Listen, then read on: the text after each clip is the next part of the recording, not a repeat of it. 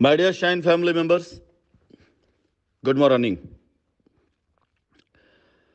Shine परिवार के सभी एसोसिएट और कस्टमर जो पिछले 2-3 दिनों से मुझसे निवेदन कर रहे हैं, मेरी वॉइस नोट ना आने की वजह से मेरे खैरियत का हाल ले रहे हैं और एक दूसरे से मेरे बारे में चिंता करते हुए मेरी सलामती, मेरी सेहत और तरह तरह के शंकाओं से ग्रसित होकर के जो सभी लोग मेरे बारे में चिंतित रहे हों या जिन्होंने मेरे बारे में सोचा, सबसे पहले उन सभी लोगों को मेरी तरफ से बहुत बहुत धन्यवाद, आभार और प्यार। वो सारे लोग जिनसे मेरी पिछले 3 दिनों से क्या पीछे काफ़ी दिनों से लगातार हर दिन बातचीत होती रहती है, वो सभी जानते हैं कि मैं पूर्ण रूप से स्वस्थ, कुशल मंगल और अपने कार्यों में पूरी तरह से मैं संलिप्त हूँ और मैं अपने कार्यों को देखते हुए आगे की रणनीति को मैं तैयार कर रहा हूँ। शाइन परिवार के सभी एसोसिएट और कस्टमर्स के इस अथाह प्यार और सम्मान के लिए बहुत बहुत धन्यवाद देने के साथ साथ मैं Rashid Naseem, chairman shine group, कुछ चीज़ें आप साथ आज मैं शेयर करना चाहूँगा जिसे मैं चाहूँगा कि आप सभी लोग उन चीज़ों को फॉलो करें और उसी के आधार पर मेरे अगले सारे कदम निर्धारित होंगे। मैं आप सभी को बताना चाहूँगा कि पीछे 3-4 दिनों से अगर मैं आप लोगों से कोई मैसेज या कोई वॉइस रिकॉर्डिंग पर बात नहीं कर पा रहा था तो मेरे पास कोई ऐसा सब्जेक्ट नहीं निकल करके आ पा रहा जिस पर मैं आपको वॉइस नोट डालूं, क्योंकि निराधार बातों पर बात करने का मेरा कोई उद्देश्य नहीं होता है और न मैं करना चाहता हूं। लेकिन पिछले एक सप्ताह से मैं शाइन परिवार के तरफ से किए गए उन सभी कस्टमर्स एसोसिएट की एफआईआर्स का अवलोकन कर रहा था जिसमें मेरा सारा समय जा रहा था और उस एफआईआर में कई एफआईआर ऐसी थी जिन्हें मैं बार बार रिपीट पढ़ रहा था। उस एफआईआर में कई ऐसी चीज़ें निकल कर सामने आ रही थी जो पूरी तरीके से आज के व्यवस्थाओं का और कानून का जिस तरह से खिलवाड़ किया गया है या लोगों ने इसका जिस तरह से दुरुपयोग किया है। मैं इस मुकदमे के आने वाले भविष्य के बारे में सोच रहा था कि ये मुकदमा किस तरफ जाने वाला है। जैसे कि एग्जाम्पल के तौर पर कुछ ऐसे एफआईआर्स हैं जिन एफआईआर्स पर गैंगस्टर एक्ट तक लगा दिया गया और उन एफआईआर में नामजद सारे लोगों के खिलाफ कार्रवाई नहीं हुई, कुछ खास लोगों के खिलाफ कार्रवाई हुई और कुछ लोग ऐसे जो रियल में कल्प्रिट हैं, हकीकत में जिन्होंने कुछ ऐसा किया है जिससे कंपनी का,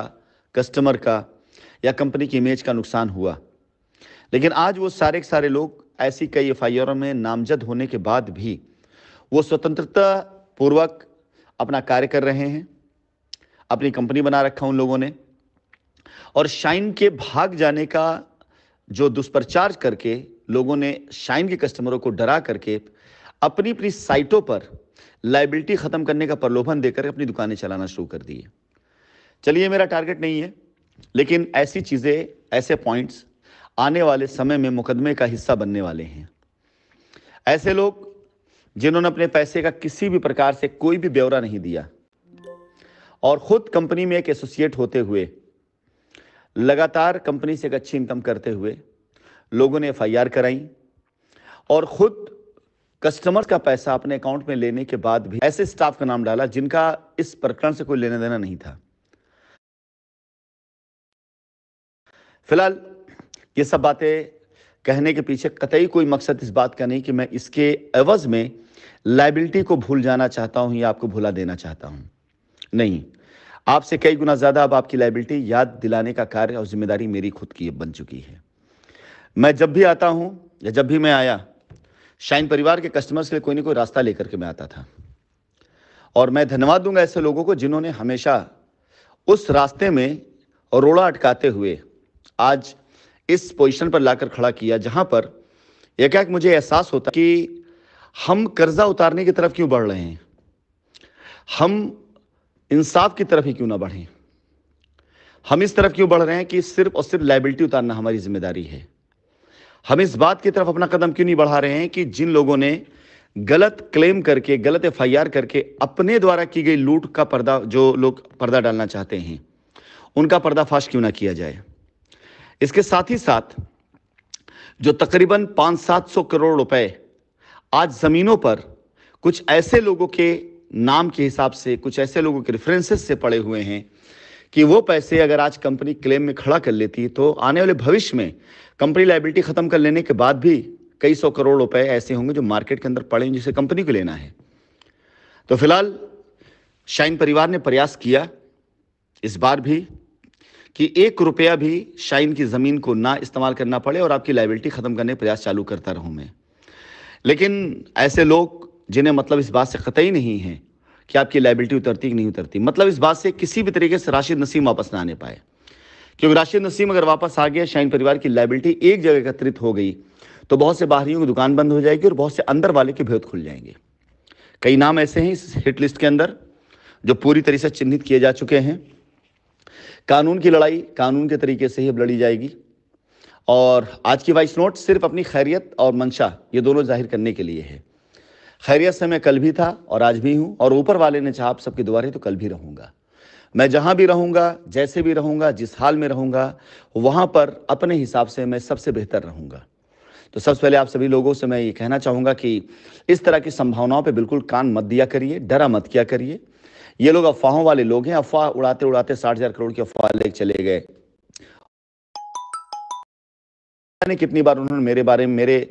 कुशल मंगल को लेकर के आप सभी लोगों को डराया, शंकित कराया। तो ऐसे लोगों की बातों पर मत जाया करें। रही बात लाइबिलिटी उतारने की, तो हाँ, हम बिल्कुल लाइबिलिटी उतारने के तैयार हैं, लेकिन अब ये लाइबिलिटी उतारने का बीड़ा तभी उठाया जाएगा जब माननीय न्यायालय में कंपनी के ऊपर अब तक की कितनी लाइबिलिटी है उसका जब तक विवरण नहीं आ जाता है। क्योंकि हमने जब भी लाइबिलिटी उतारने की कोशिश करी आउट ऑफ कोर्ट,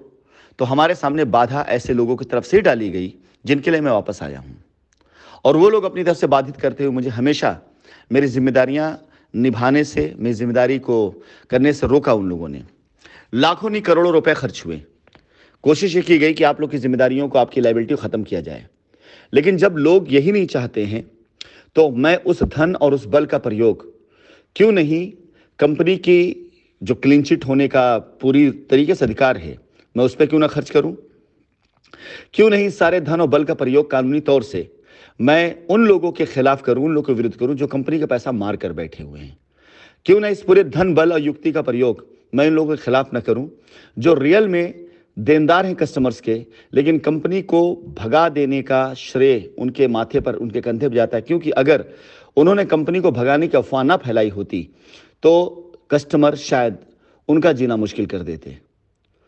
तो मैं शाइन परिवार के कस्टमर्स एसोसिएट आप सभी लोगों को धन्यवाद के साथ कि आप सभी ने मेरी फिक्र करी। तो चिंता मत करिए, ऊपर वाला बहुत कारसाज है, जो करेगा बेस्ट ऑफ द बेस्ट आपके लिए करेगा।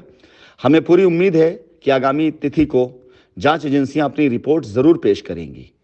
आप सभी लोगों को समझ में आ चुका होगा और आ भी रहा होगा कि जिस प्रकार से गहन जांच हो रही है, जिस प्रकार से पड़ताल की जा रही है, उस पड़ताल में अगर कहीं कुछ कंपनी के विरुद्ध में मिला होता तो अब तक डाल दिया गया होता।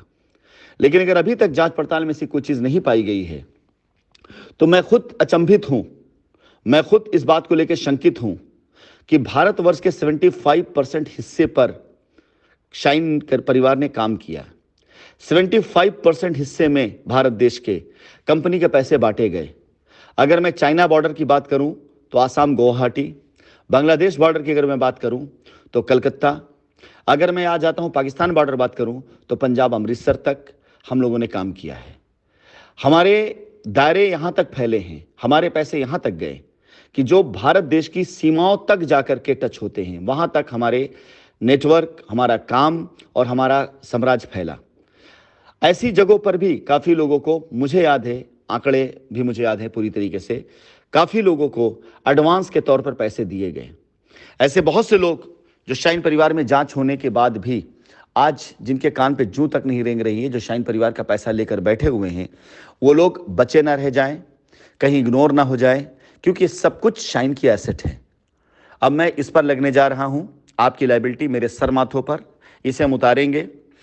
आप सभी लोग कैरियर भी मेरी जिम्मेदारी, हम इसे आगे आकर जरूर संवारेंगे। लेकिन सबसे पहले शाइन परिवार की लायबिलिटी सेट करना और करवाना कि हमारी लायबिलिटी कितनी है,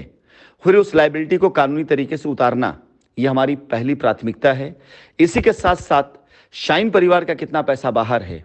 कितना पैसा लोगों के पास में है, कितना पैसा कस्टमर्स, कितना पैसा एसोसिएट और कितना पैसा शाइन परिवार का लैंड मैनेजर्स और किसानों के पास में है, इस पर मैं अब पूरी तरह फोकस होने जा रहा हूं। मैं आपसे वादा करता हूं इस उम्मीद के साथ कि आपको अच्छा लगेगा शाइन परिवार की अगर लायबिलिटी 1 रुपए की होगी मार्केट देने की, तो शाइन परिवार की लेनदारी मार्केट से लेने की 10 रुपए की होगी।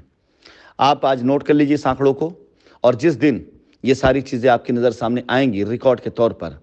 आप यकीन जानिए, आप खुद इस बात को मानेंगे कि ये कंपनी जिसकी देनदारी कम थी और लेनदारी ज्यादा थी, इसको बिल्कुल